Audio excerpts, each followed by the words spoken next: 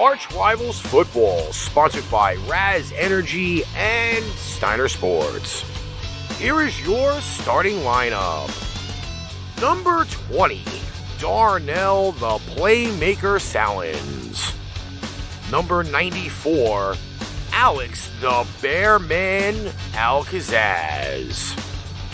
Number 69, Ricky the Prez Litwinkowich. And in tribute to our fallen colleague, ArchRivals Football, Ring of Honor member, Alex Fleming. This show is a Pain Train Pipe Bomb production. What is up, everybody? Welcome to ArchRivals Football, Season 3, Week 9. My God, Week 9. Bearman, what's doing? How's it going, everybody? So apparently, It's a productive day. Week 9 has been a clusterfuck for not only certain players, but some teams are getting the ultimate clusterfuck going on. Aaron Rodgers, we'll start off with him first before we get to Thursday Night Football. Said he was immunized, not vaccinated, and now is currently out of the game tomorrow versus the Chiefs.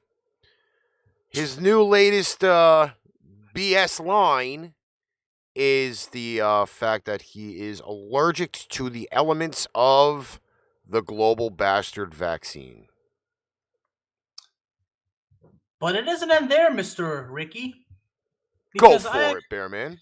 Because apparently, well, I don't know if this is because of this whole situation, but a few hours ago, it was announced that a Wisconsin healthcare organization cut ties with Mr. Aaron Rodgers.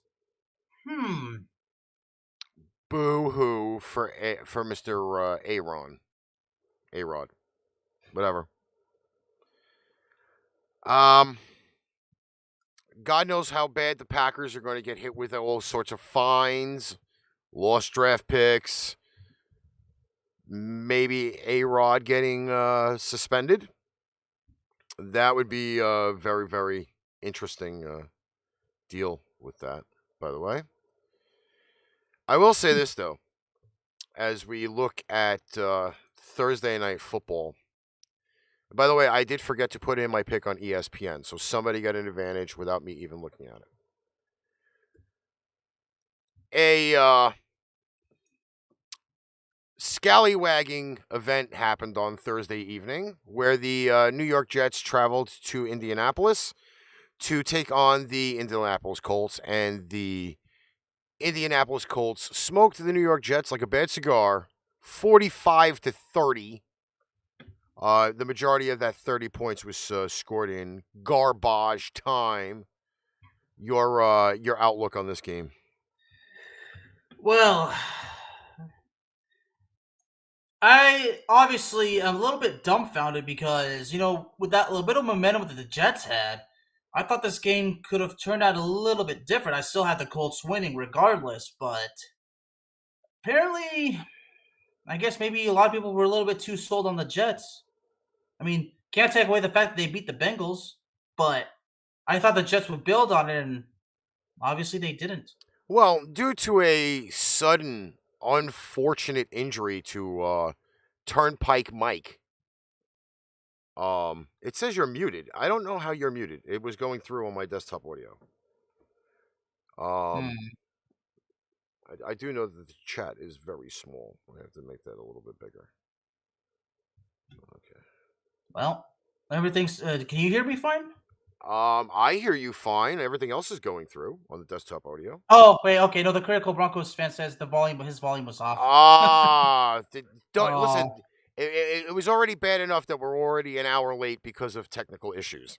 So, but anyway, Mr. Turnpike Mike got hurt on the second drive of the game and unfortunately could not finish. That sounds like some real bad sexual innuendo thingy going on. But I will say this though, even though it was garbage time, Josh Johnson on his 13th ever NFL team did throw for 3 scores, and he did cost me my pick, by the way, for the Jets plus 11. Because if he didn't throw the pick on that last drive, I would have won the almighty moolah. But no, thank you, Josh Johnson, for throwing an interception. I will say this though, it was incredibly impressive by the Indianapolis Colts to score on 6 of their first 7 drives, obviously It was. resorting into 42 points, and the run game was pretty impressive as well. It certainly was, and and to the critical Broncos fan, brother, no need for apologies, brother. It's not your fault. This stuff happens.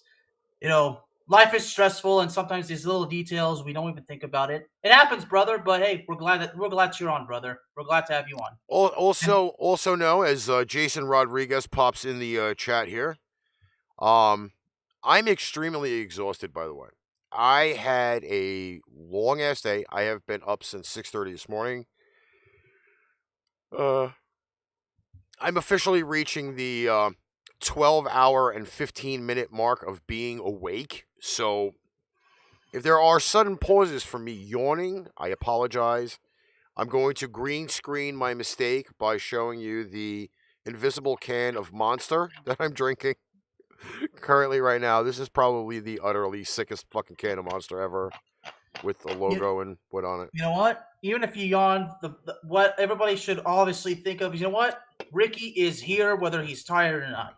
And I'm going to Just say this. I'm going to say this before we go on any further. All right. Now, I've spoke to that critical Broncos fan about this. I've spoke to my guys about this.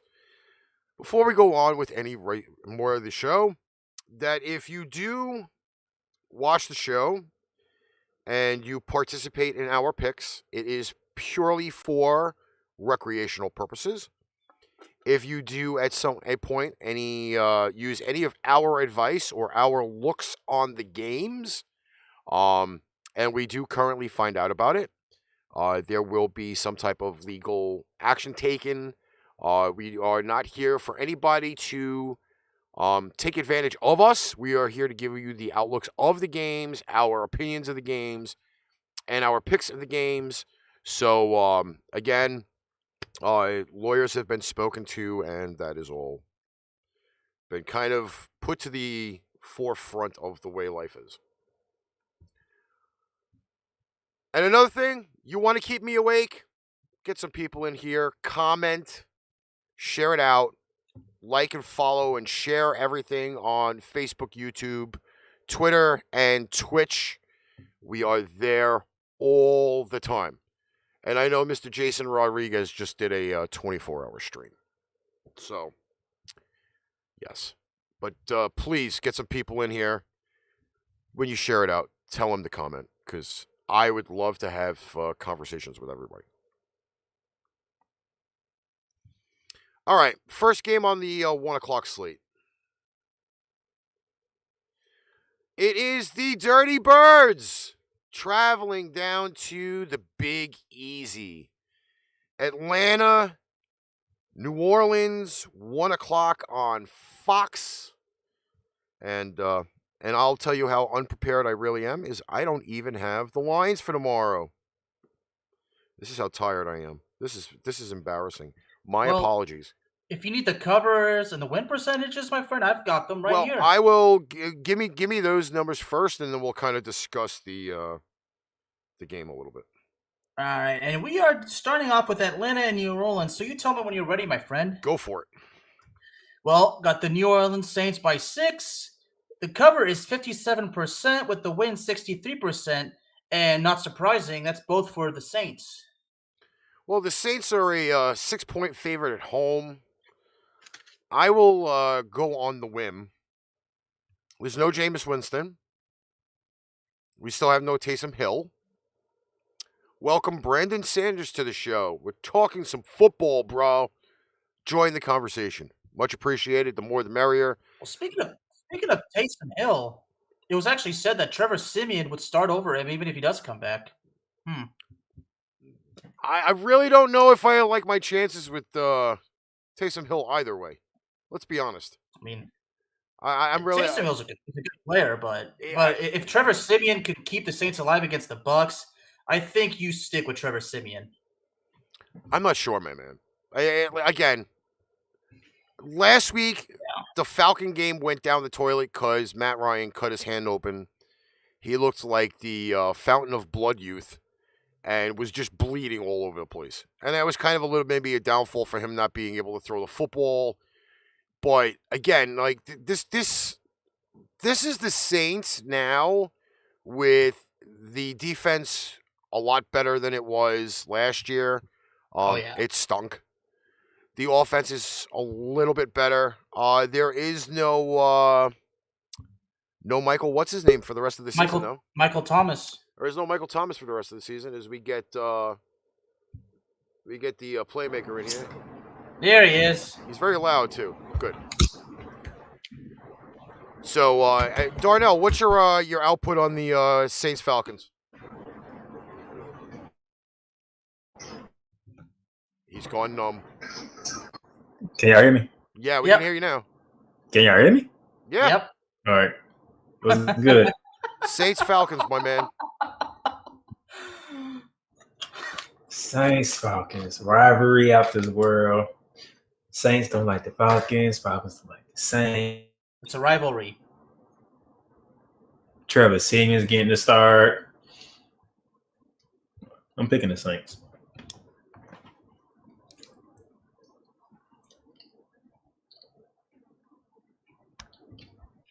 What do you got, Bear Man? Who you going?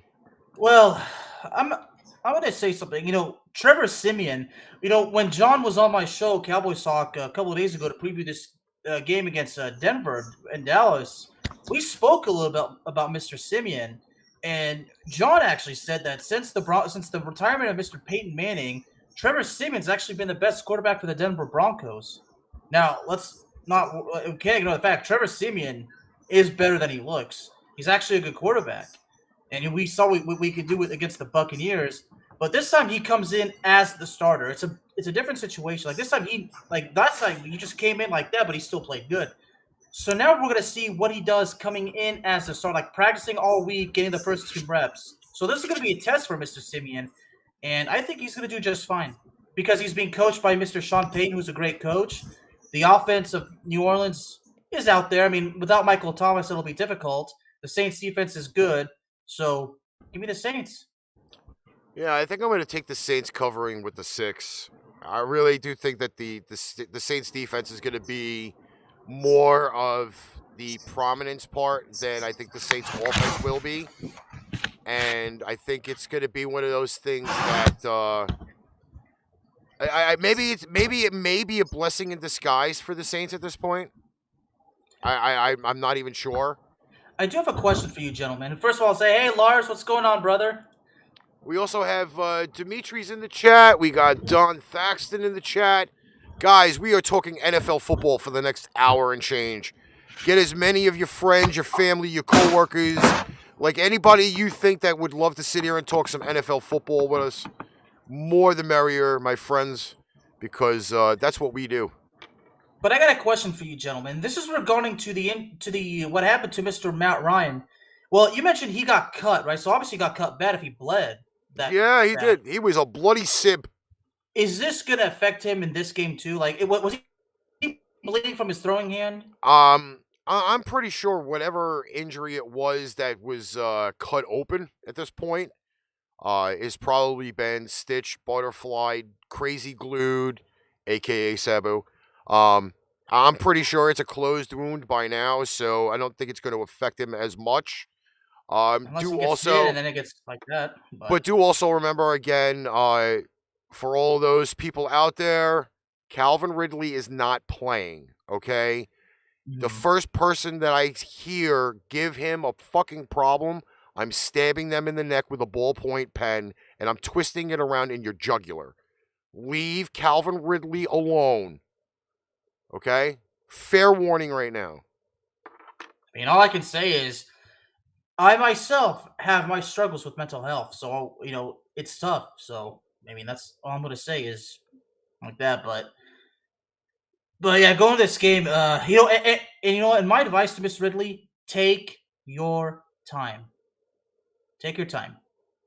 But yeah, this game I have to go with the Saints. I mean, Kyle Pitts. I expected him to have a good game last week, but that didn't happen.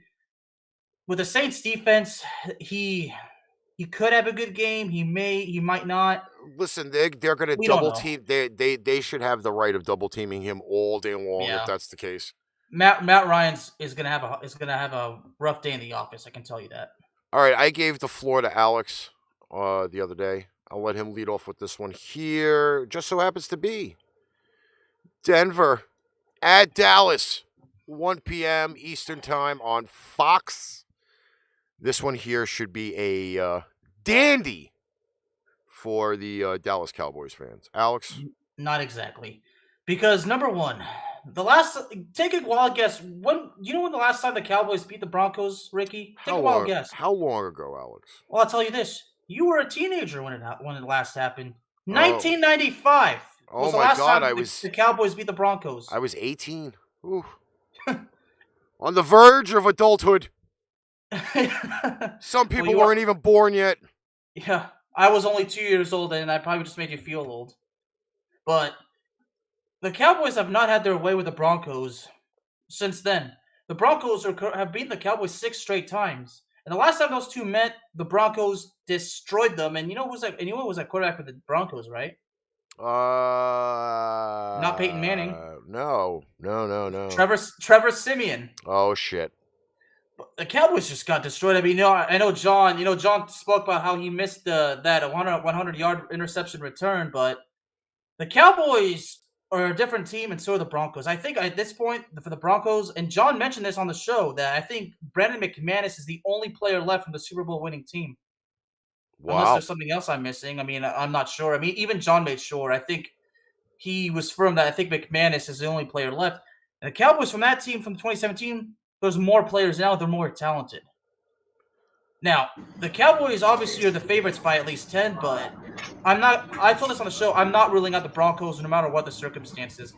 If the Cowboys go everything right, the Cowboys win 38-21, but the Broncos are going to challenge. Teddy Bridgewater is going to challenge, but I'm still going with the Cowboys. I think the Cowboys, the defense is going to have to sack the quarterback, but I think it's going to start out a little bit challenging, but I think the Cowboys are going to run with it. In the second half, it's going to be different. The Broncos are going to be too overwhelmed. Darnell, what do you got? Denver and Dallas. All right, hold on. Is everybody on the Saints? Yep. Yeah, I think everybody was on the Saints. Yeah. Sorry if I took too long with this Cowboys one, guys. Sorry. I ain't had nothing you said, to be honest. I had to leave the room. Nothing to say? So, actually, no, because who did the Broncos that traded away? Von Miller. Exactly. Who the Cowboys are getting back? Cowboys. Who are they getting back? Cowboys got. What are they getting back? Oh, Dak Prescott. That's all I need to know. Okay. But I do got one. Okay, I do have one question for you, Playmaker, and this is also for you, Ricky. Do you think it's going to be the Cowboys' running game or the passing game that's going to be the major factor for Dallas? Doesn't matter. Let's keep in mind Denver is second in points allowed. But then again, who have they played? That's worth a shit. Denver is no match for the Cowboys. Okay. Okay. Well, I'll put it this way. Vegas has the Cowboys as a 9.5-point favorite. Now, if you are just tuning into our show, you've never seen the show, we do not believe in half points. Half points is like getting the tip of your dick pricked. It doesn't fucking happen, okay? So we always bump it up to the next number, which means that the Dallas Cowboys would be favored by 10. Okay? Obviously. I have lost complete faith in Teddy Bridgewater. That's one. Two, yes, Jerry Jeudy is going to be back for this game. However, I don't think that's going to make any difference whatsoever because, this is for certain defensive back. His last name is Diggs. and he's going to be trailing him the entire game. So Cortland Sutton will be out there, and so will Melvin Gordon. Exactly. So Denver, unless they somehow get the hand of God, I don't see has very much of a chance against the Dallas Cowboys. You know, Cortland Sutton and Gordon are Broncos, not Cowboys. I think that the offensive firepower, including the return of Mr. Prescott, or you know what, even if it's Cooper Rush, I think that that's going to be a very, very big deal. They have a two-headed monster at running back. The receiving core still good. The defense has tremendously stepped up since week 1 against Tampa. I really feel that Dallas could probably actually run away with this, and I don't think offensively Denver has enough firepower. Dallas's defense had their best game against Minnesota, even though they didn't force a turnover. I mean, they forced those stops. I mean, they made Kirk Cousins look bad. Well, Cowboys defense have a history of doing that, honestly. Denver, there are comments about maybe Denver trying to tank. I don't think tanking is going to be an option for them, because even if they do tank the rest of the year, I think they're probably going to be 5th or 6th in the draft, maybe. Being the fact that they started off the year beating 3 teams at a combined 0-9 record. I mean, look at Mr. Rodriguez's prediction. He has the Cowboys winning 17-10. I think it's going to be more like 37-10. I mean, I don't see Denver's defense stopping both Zeke and Pollard. I don't. Sorry. I just feel at the point where you just can't count out the Broncos, but we'll see. I mean, we'll see. But anyway, I think we're good on this game. So we're all going with Dallas. Yes. Now here is the intriguing game of the week. Yes, I have to say intriguing. I am currently wearing all of my Patriots gear. Unfortunately, I'm not wearing a jersey, but I am wearing my Patriots gear. It is New England at Carolina, 1 p.m. on CBS. Thank God the Jets played on Thursday night, because I could actually possibly watch this game on regular TV. The return of Christian McCaffrey, possible. Game time decision. It is Gilmore's first game against the Patriots since being traded. He's been on the field the last 2 weeks. We have the odds line of New England being the favorite at 4 points. New England is a road favorite. Is this assuming that Mr. McCaffrey does not play? I'm sure that this line probably will change if McCaffrey does play. However, I am just going to say it that regardless of whether he plays, he's not going to be in full capacity, meaning they will probably limit him throughout the game. Probably. Does it even matter? Ricky? Yes. Does it even matter? I actually do believe it matters. First off, there's no Sam Darnold, so it's P.J. Walker at quarterback. That's a very questionable spot for the game. I don't think if McCaffrey is not in there, the Panthers are sunk. It don't matter. I mean, at this point, it doesn't matter. That's why I asked you that. No McCaffrey, no Darnold. Yeah. So in Darnell's case, it doesn't matter. It doesn't matter. Like the Rocker would say, it doesn't matter what we think. This week you can't pay against your team, so I'm on the Patriots. Yeah, and Alice is on the Patriots too. Yep. Yeah, I don't think they cover though. At 4 points, I don't think New England covers. The Carolina defense is still a decently big force to deal with. Now they have Gilmore. The question is, who is Gilmore covering? There are quite a few options on there. For all I know, he could be covering Jacoby Myers and leaving Bourne and Aguilar. The combinations are really a weird deal. However, I think the biggest parts of it all now is that the tight end group for the Patriots are starting to kick in, which means linebackers have to start covering, and that could be a problem. I mean, it is what it is, but I'm going to probably take Carolina getting the points, though. at 4. It's definitely a game that I'm going to want to pay attention to. Well, again, the Jets played on Thursday night, so I am just so happy to look out that I may actually be able to watch it on TV. I mean, I'm Not have to debating. worry about the Should I internet. start Mr. Jacoby Myers Possibly. over Cortland Sutton? Yeah, so I asked Mr. Critical Broncos fan, should I bench Cortland Sutton in favor of Mr. Jacoby Myers? Oh, that's a rough pick. Darnell, what do you think of that? I mean, I'm not benching Robert Woods. No, I wouldn't do that. Nor am I benching CeeDee Lamb. All right, we're missing Mr. Braverman for this segment. The Minnesota Vikings, 1 o'clock on Fox, are going down to Crabland, Maryland. Baltimore Ravens hosting the Vikings. The Vikings off of that somewhat embarrassing, I did not take advantage of the Dallas Cowboys game on Sunday Night Football this week. We have Minnesota as a 6-point favorite in the game. Baltimore spotting 6.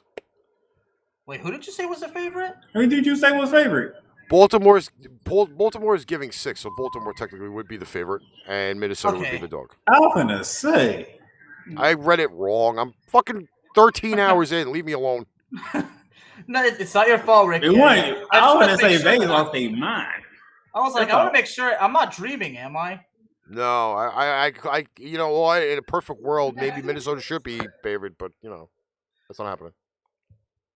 Okay, well, the problem is, you know, the Vikings, Mike Zimmer, the head coach, made a serious mistake last week on the Cowboys touchdown drive, burning 2 consecutive timeouts. And actually, it's not that I learned something. I was reminded of something. You can't do that. So right now, you know, and we thought that Mike McCarthy was going to outcoach himself, but it turns out Mike Zimmer took that honor by horrible clock management. But, so in other words, he got the Bonehead Award of the week. I mean, if you want to say so, I mean, burning 2 consecutive timeouts, and you know, and then having 1 timeout left, and then Vikings get tackled inside the field, which means, you know, if you get tackled in, the clock keeps going. But Mike Zimmer's gonna have to prove himself in this one. I mean, Kirk Cousins. I mean, the Baltimore defense. I'm sure Kirk Cousins is gonna have a hard time, but you know, it's gonna be a matter of where if the Minnesota offense could be both balanced with the passing game and the running game. The defense might do its job for a while, but it could get overwhelming. I mean, this defense could not beat Cooper Rush. I mean, they were beating on him at first, but Cooper Rush emerged when it mattered. So let's not forget that. Am I wrong in saying that Baltimore's coming off the bye week? No, they came off bye week. Oh, they're coming off a bye week. Okay. Yeah. Yeah, because they got they pretty much got embarrassed by the Cincinnati Bengals the week before. Yeah, I think that's going to be kind of one of those things where the Ravens are going to want to do something effective for the game. Check this out. As a matter of fact, check this out. I'm actually reading this. A little article. 3 reasons the Vikings will beat the Ravens. Should I just go ahead and tell y'all? Share that one for everybody. Okay, well, reason number 1. The Ravens will give up passing yards. Reason number 2, and I'm going to get straight to the point. Minnesota's third down defense is good. Reason number 3, gentlemen, is that some coaches are figuring it out. Is that John Harbaugh or is that Mike Zimmer? Figuring what out? Yeah, exactly. That's what I don't get. Figuring what out? I will go out on the limb and say that they are figuring Baltimore out. Obviously. Oh, okay. Well, here's the problem. They can believe it. They ain't happening. What also hurt Minnesota is the old school conservative play calling. Conservative play calling at this point is not worth trying because it just doesn't work. This is not the 90s anymore. I mean, I don't know if conservative play calling works the same way in Minnesota that it did with the Cowboys under the coaching of Jason Garrett. See, the problem is that once again, I think if the run game is not effective, if Dalvin Cook cannot get out of his own way, then that's pretty much the deal. Again, like it's one of those things that if it's not working and you can't adapt on the fly, then that's where the Vikings get screwed.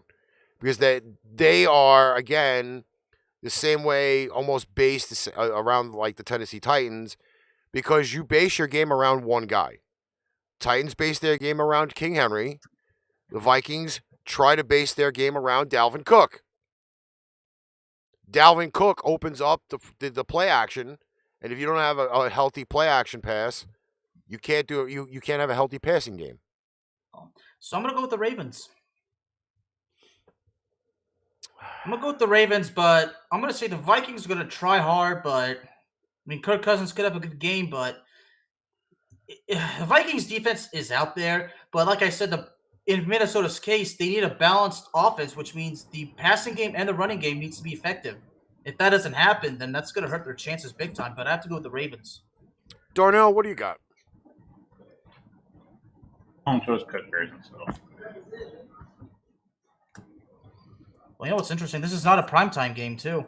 He He lost another primetime game last week. I hate to say it. I'm glad this is not a primetime game. Why? Because Kirk Cousins won't be embarrassed? Exactly. Yeah. Yeah, so in his case, yeah. Yeah, You really think Minnesota deserves to be on prime time?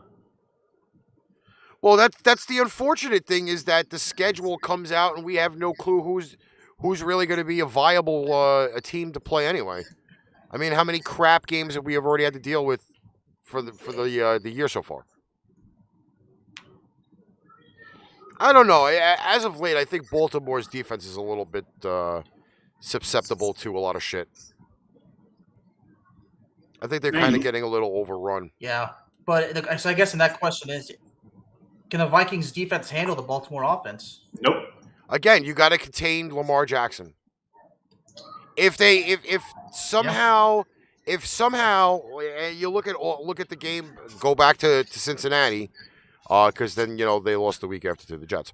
But if you look at that game there, how well did they really contain Lamar Jackson?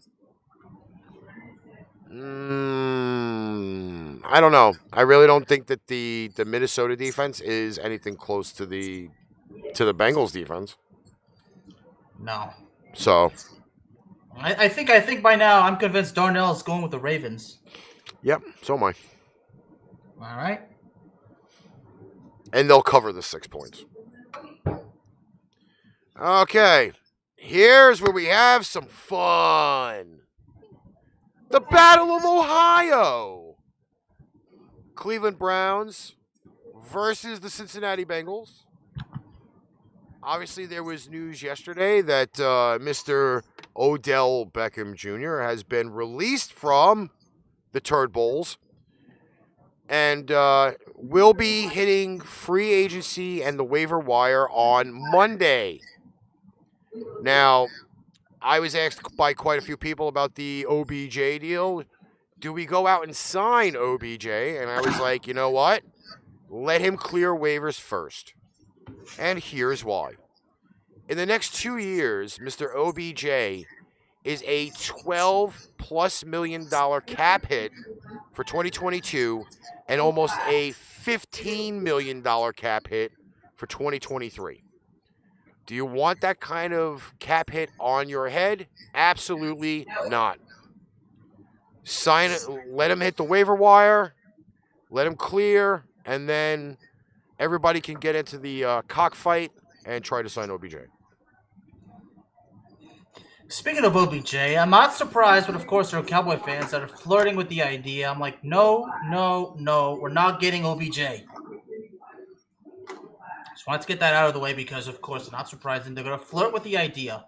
But in this point, well, I'm curious. I'm guessing Baker Mayfield is going to start. In all likelihood, he's starting. Okay. I will say this though. I think that boat has sailed with Baker because Baker has come out and said that he was overstressed with OBJ on the field. I think that's an option that possibly is a very big piece of their offense that just walked right out the door, even though he's done shit all year.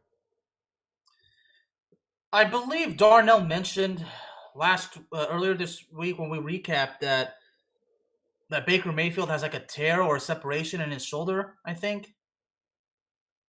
Yes, I mean, but it's in he's his non-throwing shoulder. It's not in his it's in throwing it, shoulder. It's in his it's non-throwing okay. shoulder. Okay, at the same time, it's still a risk because if he gets hit and he falls on the ground on that shoulder, I mean that's only going to worsen it. And look, whether it's the throwing shoulder or not, you need your starting quarterback as healthy as possible. Like you need him 100%. So it's already a risk. He's not 100%, but he's playing. So okay, and speaking of the Browns, Mr. Jack Conklin's been placed on the injured reserve. Although the Bengals won't be with an All-Pro tackle, I'm not sure. I'm not sure exactly who that is that's out for Cincinnati, but because it is in Cincinnati now. As far as the running game goes, is Kareem Hunt still hurt? I believe he is still hurt. However, they do have Chubb. They have Yeah, you have Dearness Chubb. Johnson still, and Johnson tore that shit up last week. So 2 weeks in a row, he's actually shown that he is an NFL running back. Again, like this is probably one of those games where you get the asshole torn because you can go pretty much either way with the game, and Cincinnati is a 3-point favorite at home. Well, they are in Cincinnati. Miles Garrett on that Cleveland defense is certainly going to be one to get after Cincinnati quarterback the name off my head's kind of spinning. Mr. Joe Burrow. Man, I'm having a hard time on this one. But I guess I'm gonna have to go Cincinnati because they're the home team. I mean, it's not gonna be easy, but Cincinnati's embarrassed after losing the Jets. They don't want to lose 2 straight games. So the Bengals are pretty fucking mad. Darnell, do we believe in the Cincinnati Bengals or no? And a hush falls over the crowd. Repeat that. Do we believe the Cincinnati Bengals are for real or no?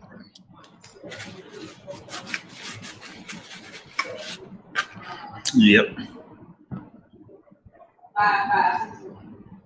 So what do you have as the Browns versus Bengals? Bengals. I am going to go with the Turd Burglars. Baker Mayfield gonna find a way to screw the game up. I don't think they're late in the game. I don't believe that they are going to be sitting there having Baker throw the ball. You got your leading rusher back in Chubb. I Who think didn't look good last week? again I don't think anybody on the Browns looked good. They looked like liquid diarrhea last week. And that was against the Steelers too. Again, the Steelers are a little bit more of a formidable team than the Cincinnati Bengals, who have gone to show that they are not foolproof. I don't believe they are totally for real yet. At this point, if you dropped such a game against the New York Jets like the way they did, then they should have probably steamrolled the Jets. I'm not even joking when I say that. They should have steamrolled the Jets, and the Jets gave them fits. So I don't believe that they are totally for real yet. And since Cleveland's got a really good run game, I'm pretty sure that they can average at least maybe 4.7 or 5.1 yards per carry against the Bengals. Okay. Buffalo at Jacksonville. Quickly, go.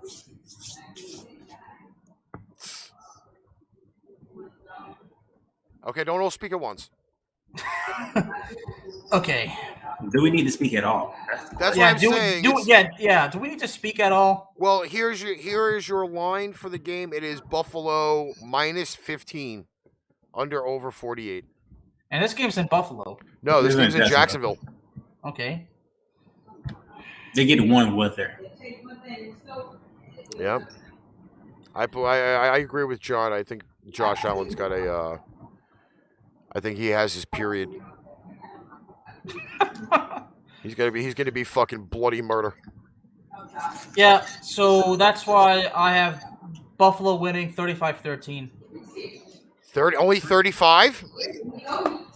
I mean, I said they go to 45. I will give the Jaguars a little bit of mercy, but The problem is I'm not Josh Allen. So the real question is Josh Allen and the Buffalo offense willing to do it? I doubt it, but Which Buffalo player buries Trevor Lawrence? oh boy. Yes, I said that. I'm not sure about on the defense, but I'll tell you what, I believe on the offense. I believe that Mr. Knox. Well, Knox is he healthy or is he still hurt? Game time decision. Okay. If he was fully healthy, I would say Knox is going to be the factor. But since we don't know that, but I believe that Emmanuel Sanders is actually going to have a good one.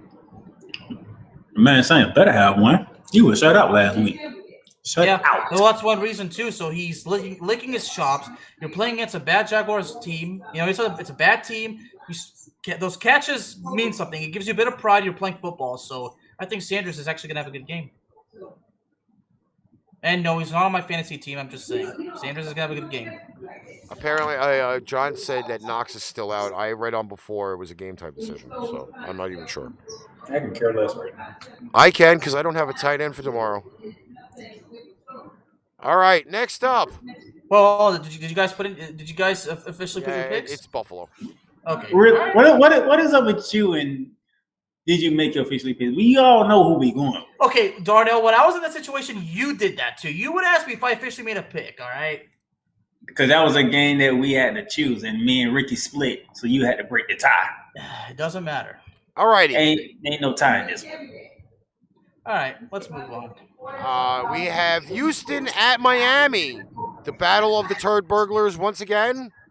You know, the bruised peach, the throw-up game. The game that will not be seeing any of my screens whatsoever. I'm surprised you're not sick right now, Ricky. I am too tired to be sick, and I don't have an empty cup. Okay. The lovely spread on this game here is see, I don't have it up on my screen because I really didn't think this was one of those games I really wanted to talk about. Is Tyrod coming back in this game? Because I heard he's been talked about on the Dallas radio. He's probably going to be out another week, so they are going with what's his face? Yes, Mills. Miami. Are you sure? Miami is a 6-point favorite at home. Yeah, let me double check. Are you sure? Yes. Are you positive? Yes. That Tyrod's not playing. He's not playing. Okay, well, here ESPN. Okay, they say that Tyrod Taylor is ready to return and start on Sunday. So he's been activated. Just because he's activated doesn't mean he's actually going to play. And 2 days ago, ESPN released a statement that Tyrod Taylor is quote ready to return and take on the Dolphins, but that still doesn't guarantee that he's going to start. So at this point, I would probably say could it be a game time decision? I don't even if Tyrod plays, I don't think they win. All right. So in your case, either way, it doesn't matter. The only way Miami loses this game is if Tua throws another stupid interception in the fourth quarter, or if he gets hurt. Well, even then, you still have Jacoby Brissett at backup. Well, that's true. That's not saying much either. Yeah. Okay. Well, Fantasy Pros said that he was activated five hours ago. So I don't know. Was he activated? Okay, so he's activated earlier this week. Was it five hours ago? I mean, Tyrod Taylor will be starting tomorrow. I still don't think it. What's your source? What's your source on that, Playmaker? Dude, you said we don't always give out our sources. on ESPN. Huh? I got it on ESPN and NFL. Tyrod Taylor is back. Okay, but John, it wasn't the fact that Houston didn't want him. Miami said he's our quarterback. You know, I heard that line before with the New York Giants, and that went down the toilet too. So who knows? Yeah, but like Ricky says, whether Mr. Taylor plays or not, there's no significant difference anyway. So give me the Dolphins. I mean, as far as Tua goes, like Ricky said, doesn't throw a stupid pick or doesn't get hurt. But then again, Mr. I like that. Yeah, I like the Dolphins are better. The Dolphins have more wins than the Detroit Lions, so I can kind of. They have the same record. Again, they have more wins than the Detroit Lions. No. Oh, by the way, they're surprisingly off this week. They play in Houston. They have the same record as the Houston Texans. Yeah, something's got to give. But they're in Miami. I don't know. I can't say I can squish the care fish this week. I can't say it. I can't say squish the fish this week. So you're gonna say beat the bull, mess with the bull? You can play with the bull's horns. Again, not something I really want to talk about though. Yeah. But this game's. I mean, both teams are 1-7, but.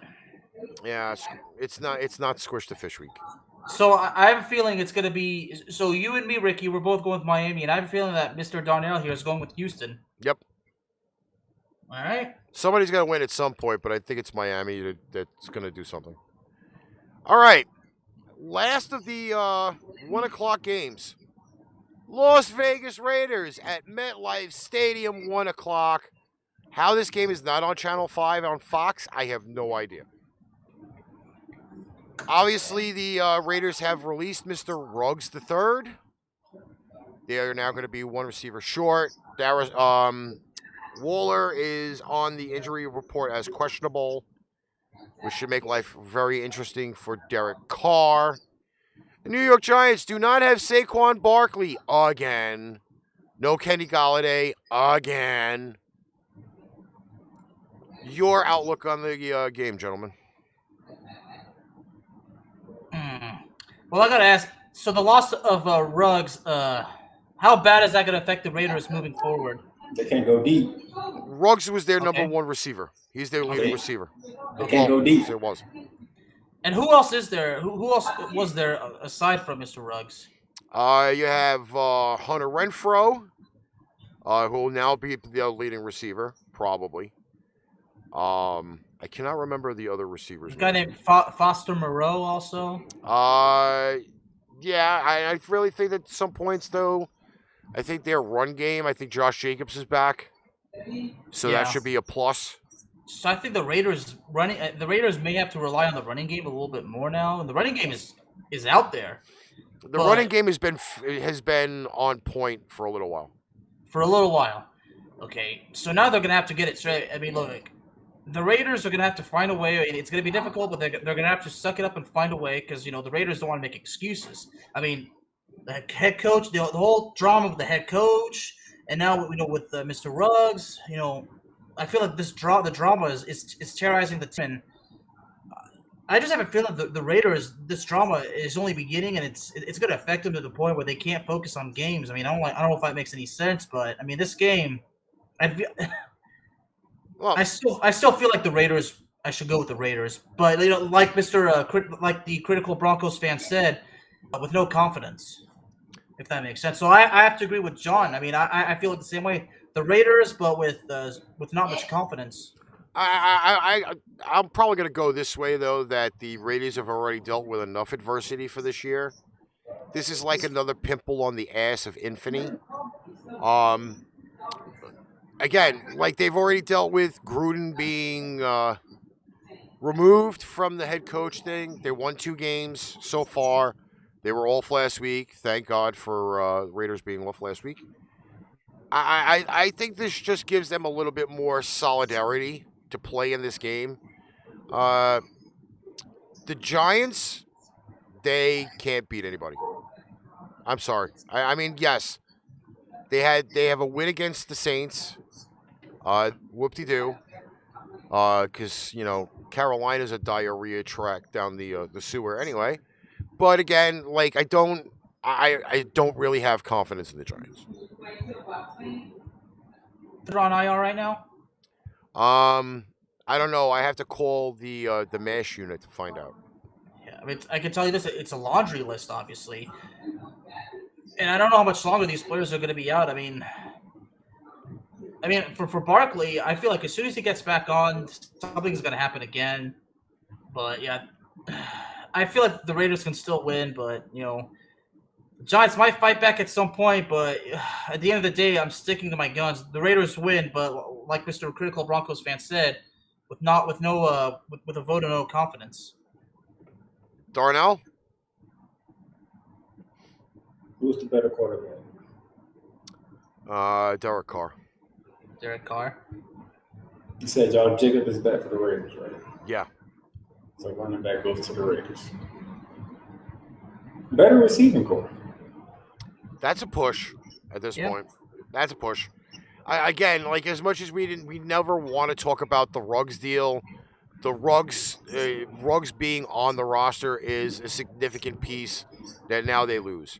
Because I really don't think that there's anybody on the roster or anybody in free agency wise, unless somehow it ends up happening where Odell can end up on the Raiders after the waiver wire clearance. I really don't think there's anybody to replace Ruggs on the roster. I mean, Ruggs had the potential of being the future of this team, and one mistake, guys. One mistake. Who has the better defense? I'd have to go with the Raiders. Las Vegas, obviously. You said obviously.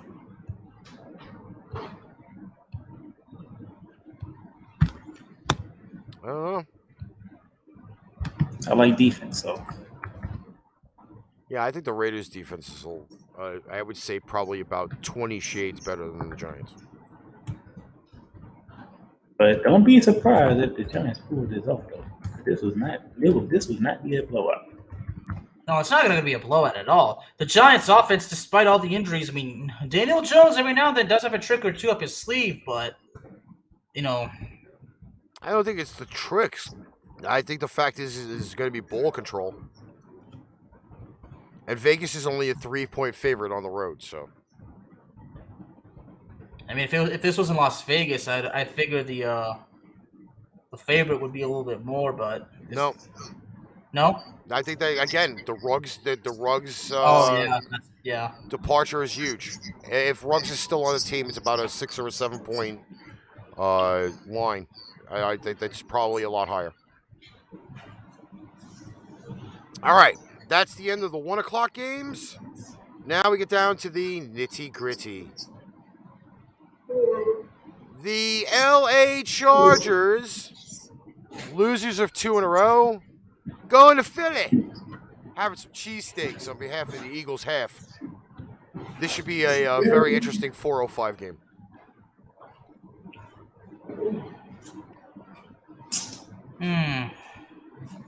Man, oh man. I do not. I refuse to believe the Chargers are going to drop 3 in a row. Me too. By the way, the Chargers are only a 2-point favorite. I refuse to believe the Chargers dropping 3 in a row. I don't care. Mr. Playmaker, the last 2 games, how has Justin Herbert been overall, in your opinion? He's been getting his ass whooped. Okay. And because of that, Justin Herbert is not going to want to take it anymore. So obviously, he feels like in this case, the Eagles will be a team to take out that frustration on, because this Eagles defense can be picked apart.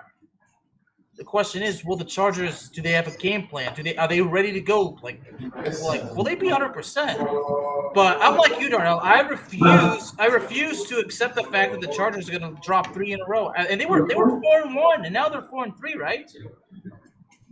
Yep.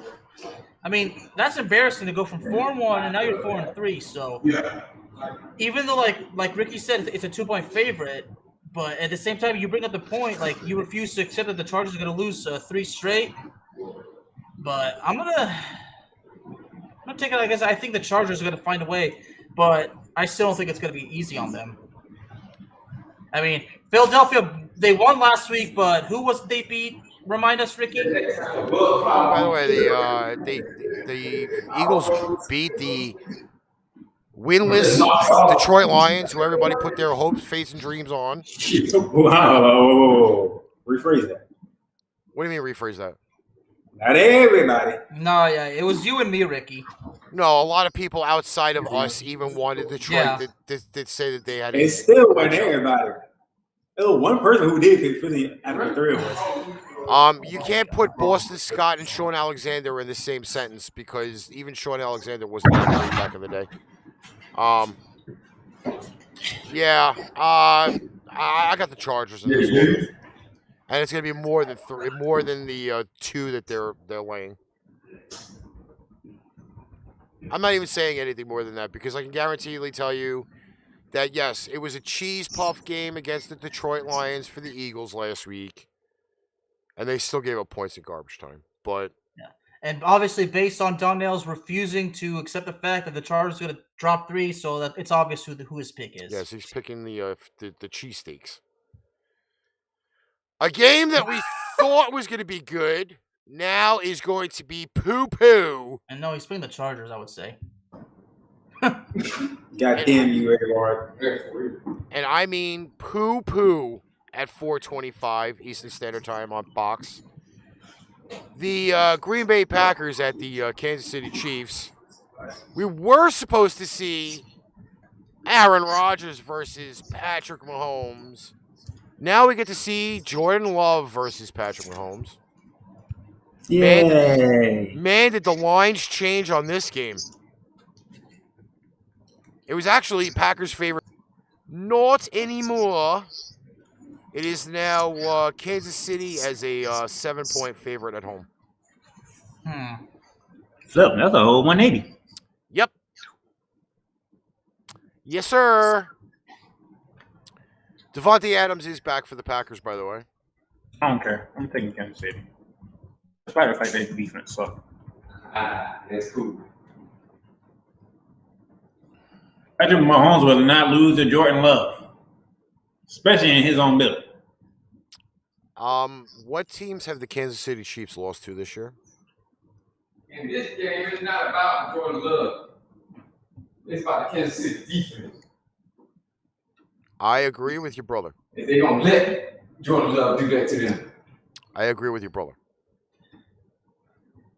So you want me to put you down for Green Bay? Since you agree with him? Again, Kansas City had trouble beating the Giants on Monday Night Football.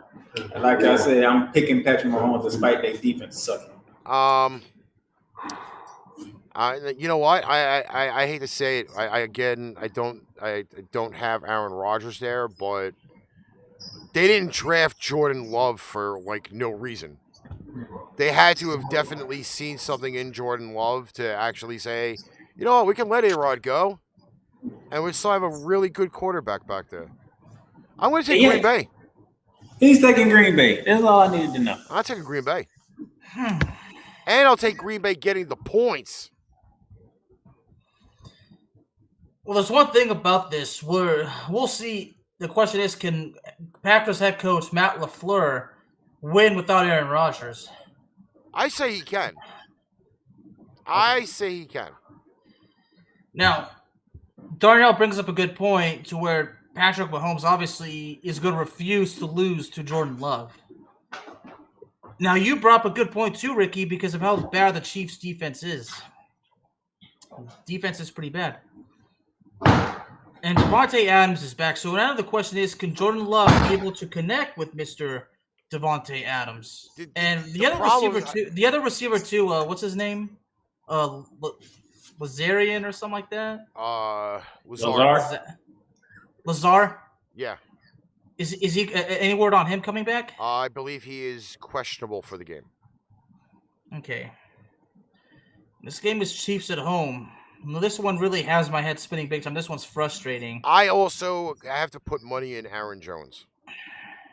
Yeah, I feel like the Packers are going to find a way to pull it off. I really see this as probably the demise of the Chiefs at this point. That's the way I look at it. But this was slated as game of the week. Now it is game of the Diarrhea Bowl. It's still game of the week. No, I don't think so. I think that game of the week kind of gets thrown by the wayside. This possibly could be game of the week, though. Arizona Cardinals coming off of their first loss ever for the To year who? of 21 To who? to the Green Bay Packers. Without who? Without Aaron Rodgers now. Obviously, J.J. Watt done for the season. This game is in San Francisco, 4:25 Eastern Standard Time on Fox. What? Is Kyler You know what? Murray healed, is the question. Because San Francisco got their target back. And damn it. I don't see it. I don't. Nah. San Fran. I'm sorry. San Fran is a 3-point favorite at home. They're getting Kittle back now. Yeah. The Bear Man's gears are turning over there. No. Oh yeah, that George. Yeah, you think because George Kittle, you didn't know George Kittle was back, did you? I mean, I figured it's definitely going to help the 49ers, but it was embarrassing for them, obviously. And Darnell, that picture you showed me, I still look at it and I'm still laughing because I feel like it's one of those little stress relievers. I like the other one better that AJ Green announced his retirement during the route. No, I don't like that one. I think it's pretty funny. No, not funny than the other one. By the way, a little bit of a because you have done that to people, and you know it. Murray is out, and I'm calling it. Wait, is Murray not playing tomorrow? I think it's a game time decision. Oh shit! It's in San Fran too. So. Yep, according to Fox News, it's a game time decision. But what's the injury again? Ankle. Okay, so if he has an ankle injury, you know what that can prevent him from doing, right? Running. Yeah. Well, also depending on which ankle it is where he's going to plant. He's going to plant his foot. Still, a bad ankle, for a quarterback that's mobile like him, that's a dual threat mobile that can run and throw. A bad ankle is gonna get you. But San Fran is not as beat up as they was. Okay, they are healthy. Okay, that's why I'm going with San Francisco. Oh, do I really have faith in the 49ers? I don't know. I don't. Yeah, he's a game time decision. See, that's the problem. We don't know if he's going to play or not. You can't make the decision. You feel like more like at this point, he's probably. This is what happened to Ricky last week. This is what happened to Ricky last week when we talked about the Vikings and the Cowboys. Mm-hmm. Yeah, and somehow I did not have a hard time on that one too, because I still felt they would win regardless. But this situation is much different, my friend. No, you didn't have a hard time. You just wanted to deliver. I do, and we forced you to get right to the point. To deliver. I do have a question for both of you guys because I am currently watching the game. Is it an upset if an unranked team beats a ranked team? Depends on who. Because nowadays these unranked teams are be the favorite over the ranked team. It is number 2 versus Boise. No. We talked about that game too, didn't we? We did. Yes, Boise State is up 10-0, by the way. No. This is why I do what I do for college football. You know what? We know who Boise is. I am going to regretfully pick the 49ers. Well, you know who's also a game time decision, folks? Who? Mr. DeAndre Hopkins, according to what I'm reading. He always be a game time decision. I'm going to regretfully. He forever is a game time decision. No. Yeah, I feel like I'm with you, Ricky. Regretfully picking San Francisco. Because I will say this. I have a feeling that Kyler's going to end up playing. Kyler's going to end up throwing for like 3 1/4 with 2 touchdowns. He's going to rush for like 60 yards. And the Cardinals are going to end up smoking the 49ers. Regardless of whether George Kittle is backing up. You said smoking. That's a big difference, dude. I'm telling you. You said they gonna smoke. You might well pick Arizona then. If you believe Arizona's gonna smoke That's why I said regretfully I'm picking the 49ers. But you just said Arizona's gonna smoke them. So why would you? Yeah, because now you know what? Like if everybody keeps telling me that Kyler Murray may not play, they may pull the Dak deal. Who's Arizona's backup, by the way? Does anybody know? Cole McCoy. Yeah, I'll pick the 49ers. Is it Cole McCoy? Picking the 49ers. Pretty sure it's Cole McCoy. Picking the 49ers. Cole McCoy has no shot against the 49ers defense. I'm still picking the 49ers. I don't care who at quarterback. I'm picking the 49ers at home with a healthy team for once. Garoppolo's a turnover machine. All right, Darnell, the spotlight is now on you. Tennessee at the Rams. Sunday Night Football. I will be glad to be sitting there with my popcorn and my pretzels watching the game. It's a shame that we lost a very great running back for this game. By the way, the Rams are a 7-point favorite at home. Yeah. Only 7, because they Yeah. haven't covered the last 3 double-digit fucking spreads, you cocksuckers. And yet, I'm the one who told you don't even worry about all that. Yeah, well, if you don't cover, I don't make any money. But you don't listen to me, so you. I never listen to you anyway. That's your problem. I have a T-shirt for that too. I know. But you don't want to complain about money. Yeah, well. No King Henry, which is a disappointment. It's a shame.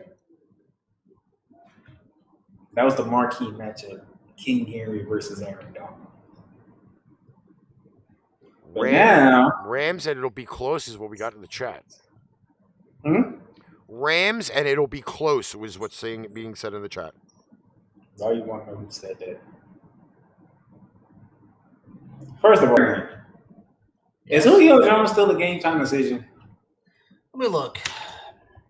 Well, we do know that there's no AP. So, what are you? So, McNichols is the starting running back. Yep.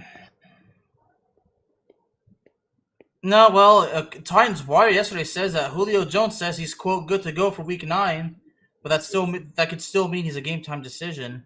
So most likely we're gonna see Julio. So now we have to choose: who does Jalen Ramsey cover? Do we cover Julio or do we cover AJ Brown?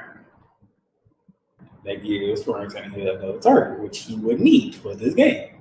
Because Ricky, correct me if I'm wrong. I believe it's all hands on deck for Tennessee at this point.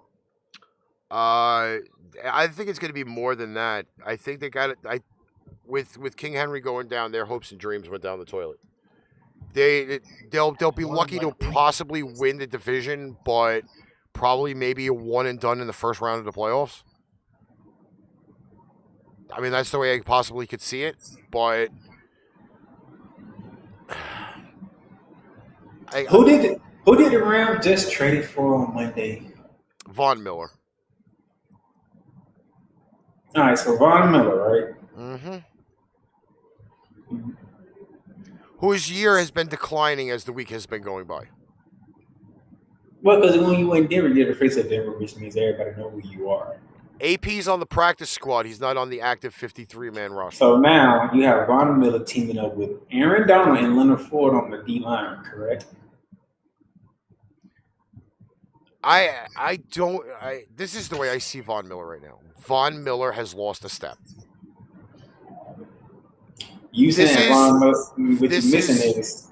This is Von Miller's way of getting a second ring.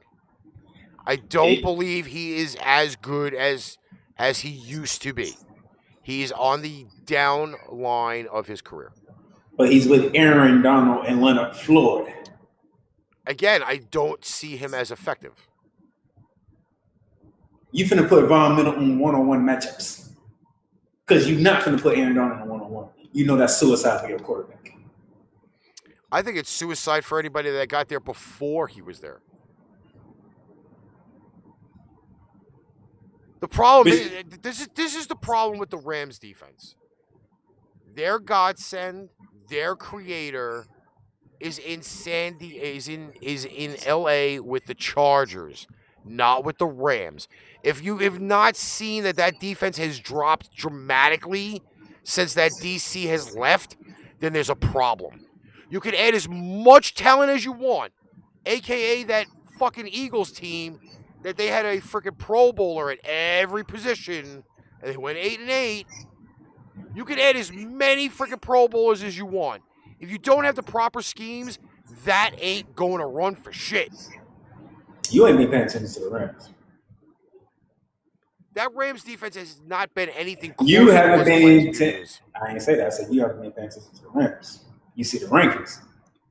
I don't care about the rankings. If you want to throw rankings out, guess who's number one in quarterback pressures?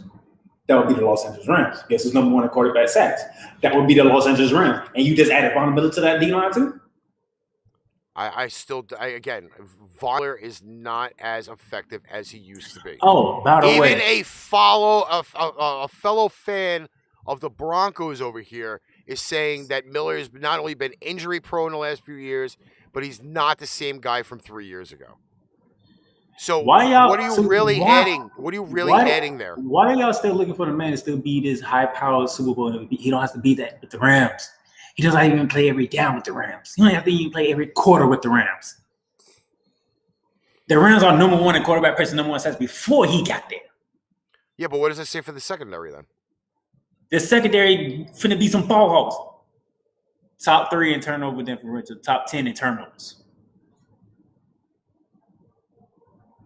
Do you want to throw stats out there? I did my stats for the Ramblay Talk on Thursday. Trust me. He did. And Playmaker, my mind was made up a long time ago. But as far as Von Miller goes, I think he's in the final year of that track he signed, I think, right after they won the Super Bowl. Am I right? Yes. Do you believe that after this season, the Rams are going to re-sign Mr. Miller, or is he going to retire? We shall see how this season finishes. I think he's done.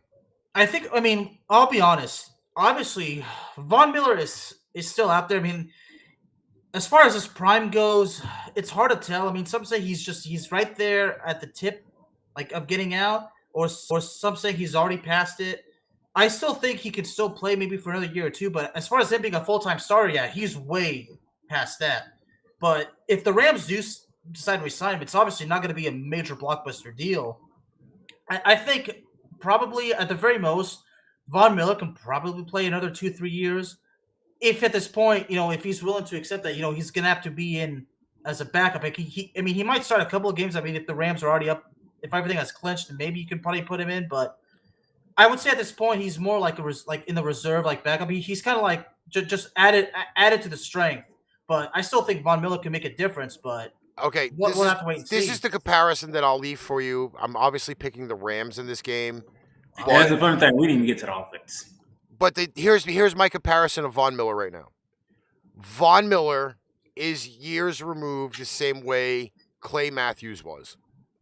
Was on the top of his game. It took one injury. His career went downhill. He's another one that signed with the LA Rams, did jack shit, ended up getting released, and never signed with another NFL team after that. Keep that in mind. Not saying that Clay Matthews and Von Miller are anywhere close in skill level, but the fail comparison is there. Clay Matthews had a great goddamn career, signed with the Rams, went nowhere after that. Von Miller is in the exact same boat. He's a player on the downcline of his career. If they don't get any production out of Von Miller, sayonara, sucker. I can guarantee you tell you that. What was the injury he had last year that caused him miss the entire season? He blew out his ACL. No, that was in 2014. No, I think it was an ankle injury that was last year. Last year it was Von Miller blowing out his ACL in fucking training camp. And he was done for the year. Okay. So that's 2 torn ACLs because he had a torn ACL in 2014. Yep. Or was it 2014? Or was it 2000? Well, it was actually in 2013, but at one point, Von Miller had 4. I believe, if the numbers were correct, he was high on QB pressures and had 4 sacks throughout the first 4 weeks of the year. After that, he's got 1.5 sacks, and he hasn't pressured the quarterback very much at all. Yeah, because he ain't playing the last 3 games. So, I don't have faith in Von Miller anymore. That ship has sailed. The reason why you don't have faith in Von Miller is because you want everybody to still be who they are. Again, some people, I think he should have hung it up after last year. I really do. I mean, pass rushers at the age of 36, 37, 38. Okay, he's not that old. He's 32. Even, you know what? Even 32. How many guys are really going to go past 32? Okay, I mean, that's There's a point. not very... Listen, linebackers and running backs are almost in the same class for longevity. Once you hit those early 30s, the line starts coming down. You're not going to have the same production once you get to 32, 33, 35, 36. And you keep missing the point. He doesn't have to be the same production. Yeah. But at this point, yeah. Quarterbacks are already scared because they don't know who they're going to get. Is it Von Miller, is it Lindenfall, is it Aaron Donald? Yeah. But at this point, I got the Rams. But as far as Von Miller's production this season, well, if he does a decent season, I think the Rams give him a 1-year deal. I mean, a 1-year deal is reasonable because the injury history and because, how badly beaten, all the shit, the body takes, especially like for a linebacker, like Ricky said, we'll just have to wait and see. But I think at the very least, he's going to do well with the Rams. He'll probably sign a 1-year deal, and if he does, and next year he gets hurt, misses the entire season, then Ricky will be here and say, "I told you so." Again, right, I'm not the only I am not the only one that's agreeing in this conversation. John said that they should have cut him after 2020. They had an option to let him go, and they screwed themselves in the balloon knot by keeping him. I'm not the only. Even a Broncos fan saying that Von Miller is like expired milk and should have been thrown out in the garbage 3 weeks ago. Oh, and I hope you eat your damn word because you don't know what y'all just did. Y'all really don't know what y'all just did. Y'all sent Von Miller to the LA Rams out of all teams. Let me wait. Hold on. Before we go any further with this, okay? How many weeks are left of the season? The Rams didn't have their bye week, correct? No, we did not have our bye week. Okay, so how many games are there left for the Rams right now? We got this week and next week, then we go on the bye week. We at San Fran on Monday night. Okay, so you have 8 games left for the year, correct? Mm-hmm. Yes. Okay. Just pulling the pod. What do you think Von Miller's numbers are going to be for the rest of the season? Not including the 3.5 sacks that he's got this year and the 16 QB pressures or whatever. You give me a guesstimate of what Von Miller's numbers are going to be, even though he's teaming up with Aaron Donald and the other crew on the Rams. Give me just a roundabout numbers. 4 sacks. 4 sacks in 8 games. You know why? Because Leonard Fournette finna rack up even more. Well, keep in mind, Darnell, is this assuming that he doesn't start any games this season? Y'all looking at start. He's not going to play a lot of. He don't need to be played. They put him in special situations. Okay, See, that's what I'm saying. At this point in his career, like he's no longer.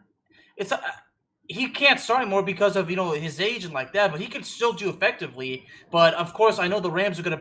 The Rams obviously. They know about the injury history. They know the toll that's taken on his body. They're going to. Let me put it to you like this: precaution with him, and they should be. Who's the number one player on defense you got to focus on first? Aaron Donald. The second person would be Jalen Ramsey, right? Sure. And then you'll get to Leonard Floyd, right? That's third. Yeah. Von Miller's finna take that third spot, and Leonard Floyd finna go to the fourth spot. So what you think Leonard Floyd finna do now? I mean, either way, the Rams defense. And Leonard Floyd is already leading the team in sacks by himself already. Yeah. That number's finna skyrocket for Leonard Floyd. Aaron Donald's still getting double teamed and triple teamed. He still got 5 sacks right now.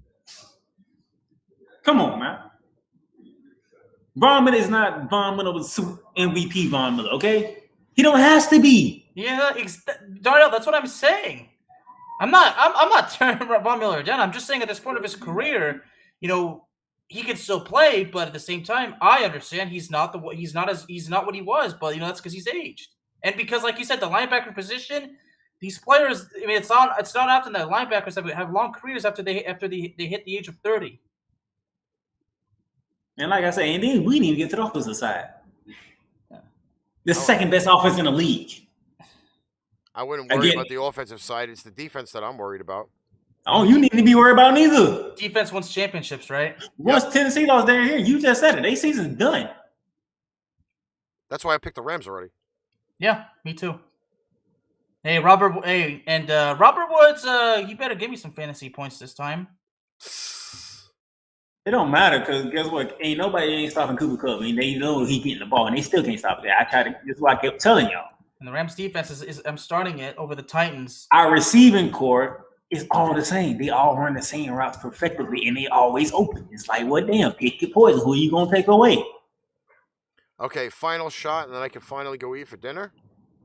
Because that's been waiting for a while. Chicago Bears at Pittsburgh. Heinz Field. The land of the squishy tomato. The Steel. Yes. The Steel City. The Steel City. The Steel Igloos because they have penguins. With a yellow bridge. With pirates, but they have no pirate ship. All right, the line for the game on Monday Night Football, 8:15 p.m. Eastern Standard Time on ESPN. The line is Pittsburgh as a 7-point favorite at home. It's true. It's damn true. Sorry. I'm guessing Bear Man's picking Pittsburgh with his Kurt Angle reference. I have this. mean, it's okay. I mean, Is it a yes or a no? I have a reference for both teams. I don't care less. You No, suck. please tell me, Ricky. You suck. You suck. You suck. You Okay. suck. Okay, That's the now we're reference for done. both of them. Hey, No, it's let's- not because of Kurt Come on, Angle. wait, You should know wait. better than that. You know me Wait, better wait, than that, Playmaker. Wait a minute. Yes? Last time I recall, I think Pittsburgh still left that division. What? Yes, I believe they are still alive for something in that division. Oh, hey, Darnell, you cut out, buddy. Oh, Pittsburgh is third in the AFC North, but it's okay. No, it's not because of Kurt Angle. I mean, yeah, you think of the city of Pittsburgh, the hometown, one of the biggest hometown heroes is obviously Mr. Kurt Angle, who won a gold medal for his country with a broken freaking neck. No, it's because Chicago. The whole quarterback situation involving Mr. Fields. Okay, and I'm not going to repeat everything that Ricky has had to repeat because people just don't get it. Okay. Hold on, wait. Quarterback. There's no quarterback situation. Justin Fields played a great game against San Francisco. He lost. Okay. It's not his fault. Okay, I'm not saying whether it's his fault. But guess what, though? He's playing Pittsburgh. Yeah, so it's going to be difficult for him to avoid the wrath of Mr. T.J. Watt. It happens. This is what happens when you're Ricky and you're the starting quarterback. This is what Ricky sitting on the bench. I agree with you, but you both know you said it yourself. When you're Ricky and you're starting, you're gonna have these runs and bruises. Guess what? Here comes T.J. Watt now. I mean, I'm not gonna say that. Mr. Fields is gonna be so horrible. But in the environment of Pittsburgh, I mean, hey, if he has a good game, dude, I will come on this show and I will praise him. I'll tell it like it is. But I just feel like this one, I just feel like you just can't go against Pittsburgh. Yeah, you didn't praise him last week. He had a good game. I mean, the only difference between the records of these two teams is a 1-game difference. Chicago is 3-5 and Pittsburgh is 4-3. Without going any further, this is my pick. It's I'm picking Schittsburg. And I'm taking the Bears with the points.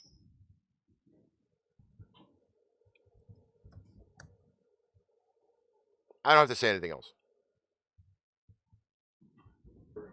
Simple. Everybody's on the steel curtain. Well, check out the words of the critical Broncos fan. Fields will be more pressured than a crock pot. Okay, and he does bring up a good point. Fields did play better because Nagy was not there. Nagy wasn't calling the plays anyway. Yeah, that is true. I again, the only issue that I have with this now is Big Ben. And if Ben doesn't perform well and that running game is not as effective as it's been the last few weeks, the Schittsburg Steelers will be in trouble. But I don't have any faith in the Bears. Okay. Fields could be valiant and resilient, but part of me just feels like you just can't go against the Pittsburgh Steelers. I mean, in Fields' case, if he puts up a respectable performance, I mean that's good. But he's a rookie, so can't throw him under the bus for being a rookie. I mean, Ben Roethlisberger was once a rookie. Mr. Thomas Edward Brady was once a rookie. Yes, but Thomas Edward Brady didn't play his first year. He sat on the bench like a smart little bastard. Well, that's when Drew Bledsoe. That's when they still believed in Drew Bledsoe. Only one person that I could say and love that they started off well in their career because they were starting was a big four-headed guy. His name was Peyton Manning. And that's what I got to say about that. So I guess we're all going Pittsburgh. Yep, I'm going Schittsburg. Land of the ketchup. All right, so that's about what does it for today's episode of ArchRivals Football. I'm going to go eat, and then I'm going to nap, and then I'm going to get back to work. Any final words, D? Besides me being out here in sunny South Florida. Yeah. Acting a fool. Mm-hmm. Nah, y'all enjoy tomorrow. I'm enjoying with the family. we can be watching a lot of football tomorrow. So that's it. Bro, you want to say anything to the people? He said go Ravens. Okay. Raiders or Ravens? Wait, did he say go Raiders or go Ravens? Ravens. Okay. Well, just gonna enjoy the day. Get up early and watch some football. It's a noon game. Don't forget. The clocks change tonight. Unless you're in Mountain Standard Time, all the clocks change. No, mine's tomorrow. So well, it happens. Yeah, it it's tomorrow at technically 2 happens a.m. at 2 a.m. So Yeah. don't forget. Yeah. If you don't change your clocks, you're gonna get up late. You'll probably miss the 1 o'clock game, or you'll think it's 1 o'clock and it'll be 2 o'clock. Well, the only clock I have is my phone, so my phone's gonna take care of that on its own. And the cable boxes should do that themselves. Mm-hmm. So and my computer will. Yes. So don't forget that there is a time change tonight. Just gotta do it on my car, but I'm probably gonna ignore it for like several months. I think we all do that. Yeah, I just disconnect the battery and then reconnect it. Okay. So that's it for tonight's show. Thanks to everybody that tuned in. I know there was a whole bunch of people that followed the page and liked the video afterwards, including M Light 94.5 FM, liking the show out of the Internet Radio Directory and a whole bunch of other pages. And yeah, it was pretty cool. Whole bunch of people. Wednesday, 6:30.